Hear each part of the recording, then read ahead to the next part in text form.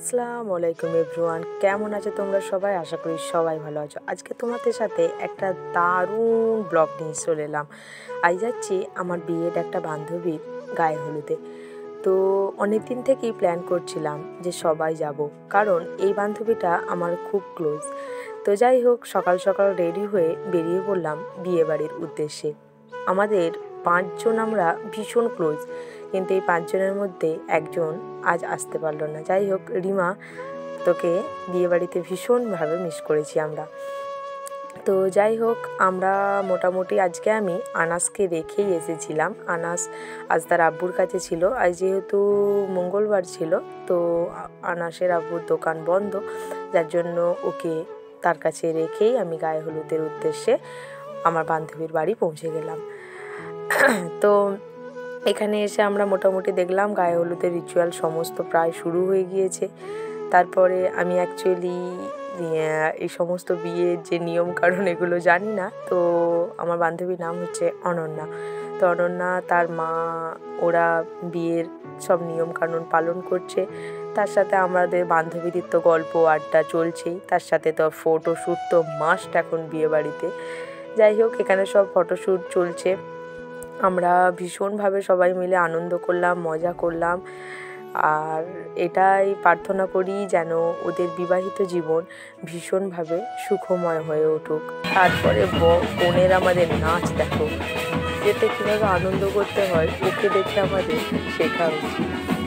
তো এইভাবেই দিনটা আজকে ভীষণ ভালোভাবে শুরু হলো। আর সত্যি কথা বলতে, মেয়েদের জীবনের এই দিনটা অনেক স্পেশাল, অনেক গুরুত্বপূর্ণ। যাই হোক, তারপরে ওখান থেকে আমি সকাল সকালই একটু বাড়ি ফিরে পড়েছিলাম খাওয়া দাওয়া সেরে নিয়ে।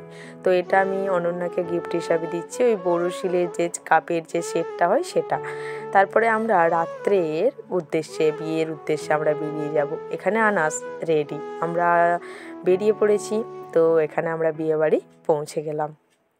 এই যে আমার 2 সুন্দরী বান্ধবী, রমণী একদম, ওরা রেডি। যাই হোক, আনাস বহু কষ্টে ওর কাছে গেছে, এটা মানে দেখে তো আমি আপ্লুত। যাই হোক, আজকে ব্রাইডকে ভীষণ ভীষণ সুন্দর লাগছিল, ওকে দেখে জাস্ট মুগ্ধ লাগছিল। তো এদের বিয়ে প্যান্ডেলের ডেকোরেশনও ভীষণ সুন্দর। তো এখানে আমরা সব বান্ধবীরা মিলে খানিকটা আড্ডা দিচ্ছিলাম, কারণ দেখা সাক্ষাৎ তো হয়েই ওঠে না। যাই হোক, একটা বিয়ে বাড়ির উদ্দেশ্যে তাহলেও দেখা হলো। আর এইখানে আমার সুন্দরী বান্ধবী তো একদম নিজে ভিডিও করতে অস্থির। যাই হোক, এটা বেশ সুন্দরভাবে দিনটা কাটলো আজকের। আর তোমাদের এই ভিডিওটা কেমন লাগলো দেখতে, সেটাও অবশ্যই কমেন্ট সেকশনে জানাবে, যেটা আমি বরাবরই বলে থাকি। এটা অনন্যার বাবা, এটা হচ্ছে একটা প্রাইসলেস মোমেন্ট। তারপরে আমরা একটু বরকর্তার কাছে চলে এলাম, তার সাথে একটু সময় কাটালাম। আর আনাস তো এখানে ব্যান্ড পার্টির বাজনাতে নেচে নেচে অস্থির। ও কখনো এই রকম ব্যান্ড পার্টি বাজা বা এরকম বিয়েবাড়ি রাত্রে ও দেখে না, ওর জীবনের এই প্রথম।